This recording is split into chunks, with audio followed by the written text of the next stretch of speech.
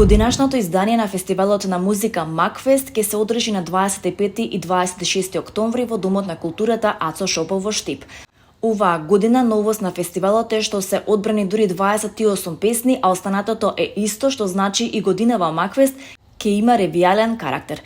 Првата вечер на 25 ќе настапат изведувачи кои се недоволно афирмирани, а жири комисија и публиката во салата ќе ги одберат најдобрите 6 кои ќе настапат на втората вечер, на која ќе настапат пак и познати музички имиња. Списокот на изведувачи, како што велат од организацијата на фестивалот, ќе биде наскоро објавен.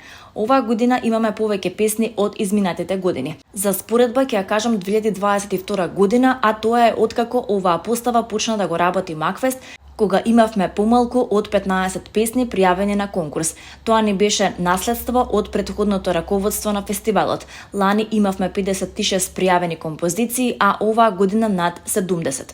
Тоа се бројки идентични на бројот на пријавени песни на конкурсите на Макфест пред 20 на години, кога македонската забавна музика котираше многу подобро.